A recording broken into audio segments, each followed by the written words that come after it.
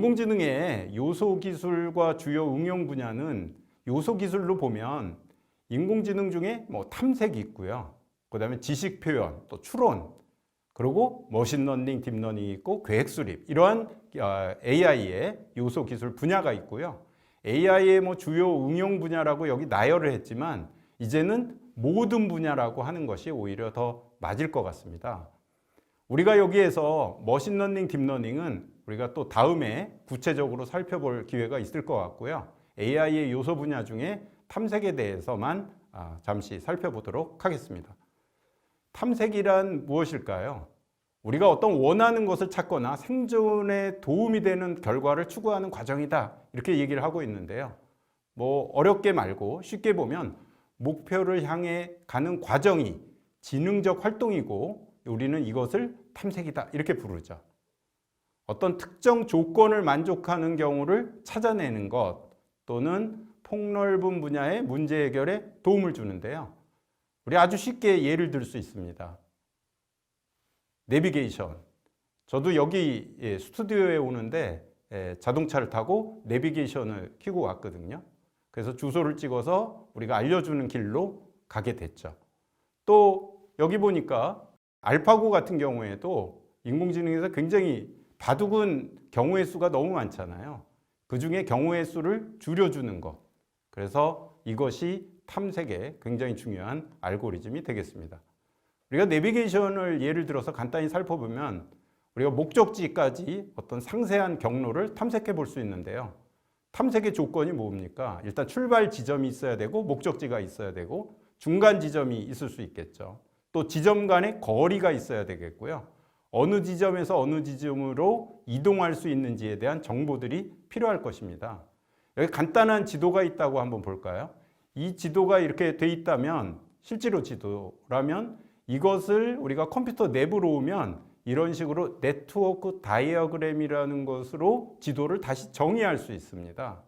그렇죠? 그러면 각 위치, 지점별로 보면 이제 숫자가 있는데 이것을 거리라고 우리가 할 수 있겠죠. 그러면 X에서 Y까지를 어떻게 가면 가장 효율적일까요?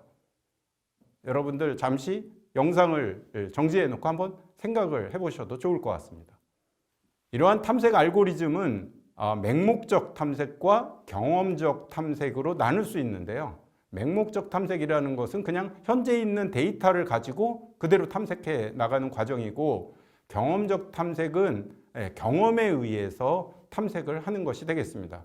맹목적 탐색에 가장 일반적으로 많이 쓰이는 게 DFS, 그래서 깊이 우선 탐색, 또는 BFS, 너비 우선 탐색이라는 것이 있습니다. 또한 경험적 탐색에서 우리가 현재도 사용하고 있는 탐색 방법이 A-스타 탐색이 되겠습니다. 그래서 출발지에서 목적지까지 가는 최단 경로를 찾아내기 위해서 고안된 알고리즘이 되겠습니다. 자, 이 그래프에서 보면 깊이 우선 탐색이라는 것은 출발점에서 목적지까지를 이러한 트리, 나무 형태죠. 이렇게 뿌리에서 잎사귀까지 형태의 자료 구조로 만들어냅니다. 그래서 각각에서 가장 가지가 깊은 곳까지 갔다가 다시 왔다가 다음 가지. 그래서 나무를 생각해 보시면 모든 가지를 다 가지의 끝까지 갔다 오는 것이 깊이 우선 탐색이고요. 너비 우선 탐색은 거기 하나에서 분기했을 때 옆으로 횡으로 이렇게 왔다 갔다 하면서 찾아가는 것이 너비 우선 탐색이 되겠습니다. 우리가 지식을 이용해서 좀 더 효율적으로 탐색할 수 있는 방법이 A-스타 탐색이라는 게 있거든요. 이것은 경험적인, 경험에 의해서 우리가 탐색하는 방법이 되겠고요. 우리가 이렇게 A-스타 탐색을 했을 때 X에서 Y까지 찾아갈 때 좀 더 효율적으로 빠르게 탐색할 수 있는 방식이 되겠습니다.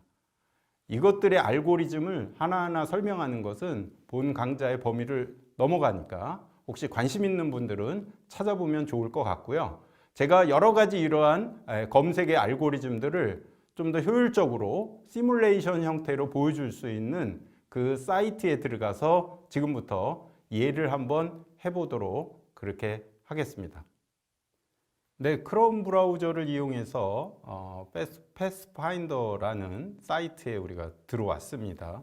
여기 보면 초록 그 점이 있고요. 그 다음에 빨간색 점이 있는데요. 초록 점이 스타트, 시작이고 빨간 점이 종착역이 됩니다. 중간에다가 마우스를 이렇게 찍으면 벽을 만드는 거죠. 그러니까는 장애물이 되겠죠. 이렇게 해서 장애물을 한번 만들어 보도록 하겠습니다. 좀 알고리즘의 효율성을 검증하기 위해서 이걸 갖다 아예 에워쌀게요. 그러면 지금 초록 그 점이 빨간 점으로 지금 가야 되는데 이렇게 막혀 있으니까 이걸 어떻게 돌아서 갈까요? 한번 보도록 하겠습니다. 먼저 간단하게 우리가 breadth first search 또는 best first search 이렇게 서치 여러 가지의 검색 방법이 있는데요. 요거를 가지고 먼저 한번 해보도록 하겠습니다. 그래서 여기 스타트 서치 버튼을 한번 눌러 보겠습니다. 그랬더니 전체적으로 하고 쭉 굉장히 많은 그 공간을 검색을 합니다. 이제 드디어 이렇게 찾았습니다. 요걸 갖다가 다른 알고리즘으로 우리 한번 해보도록 하겠습니다. 우리가 앞에서 했던 A-스타 알고리즘으로 한번 해볼까요? A-스타 알고리즘일 경우에는 어떤 식으로 되는지 한번 해보도록 하겠습니다. 네, 굉장히 빠르죠. 아까 했던 부분하고 또 BFS하고 지금 A-스타하고 두 가지를 비교해 보면 이런 식으로 알고리즘에 따라서 검색 공간을 확실히 줄이고 빠르게 할 수 있다는 것을 확인할 수 있었습니다. 여러분들은 여기 있는 다양한 알고리즘으로 한번 해보시기 바라겠습니다. 다음으로 인공지능 분야 중에 전문가 시스템이 있는데요. 전문가 시스템은 규칙 기반 시스템이 되겠습니다. 그래서 인공지능의 초창기에는 이 세상에 존재하는 모든 문제를 탐색으로 해결할 수 있는 시스템을 만들고자 노력을 했는데요. 이것이 GPS, 지금 위치의 GPS가 아니라 General Problem Solver 시스템 이렇게 얘기를 할 수 있겠습니다. 근데 이런 GPS와 같은 시스템은 매우 제한된 영역에서만 작동이 가능하기 때문에 실질적인 문제 해결을 위해서 인공지능 연구자들은 뭔가 제한된 문제에 집중하기 위해서 전문가 시스템이라는 것을 만들게 됐고요. 전문가 시스템은 기존의 절차적 코드가 아니라 규칙으로 표현되는 지식을 추론함으로써 복잡한 문제를 해결하도록 그렇게 설계가 되었습니다. 이러한 전문가 시스템은 AI 소프트웨어의 어떻게 보면 상업적으로 최초의 성공적인 그런 모델이라고 할 수는 있는데 현재는 사용이 되고 있지 않습니다. 다음 인공지능 분야 중에 불확실성이 있습니다. 우리가 어떤 고전적인 논리를 이용하여 추론을 하려면 규칙의 전제 조건이나 결론이 항상 참 아니면 거짓이어야 하잖아요. 그렇지만 우리 현실에서는 어떻습니까? 100% 확실하게 그렇게 하기가 어렵죠.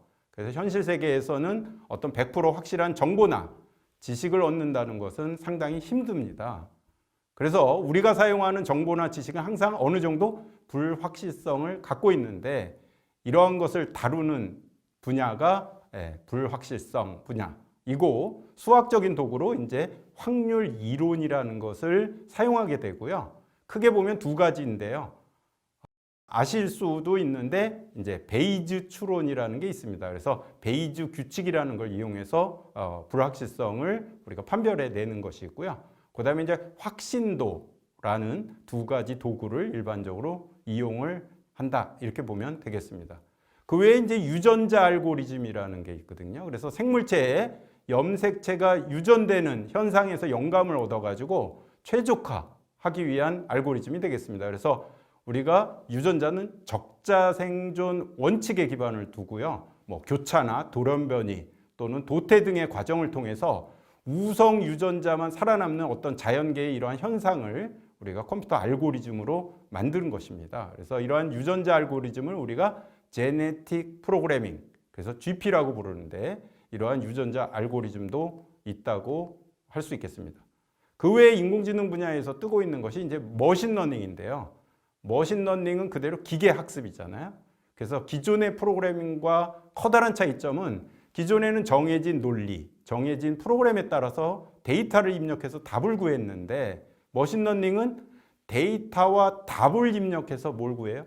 규칙을 구한다는 것입니다. 이 규칙은 다른 데이터에도 적용을 해서 우리가 미지의 어떤 앞으로 일어날 일을 예측하는 그러한 데 사용할 수 있게 이렇게 쓸 수 있는 것입니다. 머신러닝은 이렇게 여러 가지로 나누는데 지도학습, 비지도학습, 강화학습 이렇게 세 가지로 크게 나눌 수 있겠습니다. 이상으로 인공지능에 대한 전반적인 이해를 하는 강의를 마치도록 하겠습니다.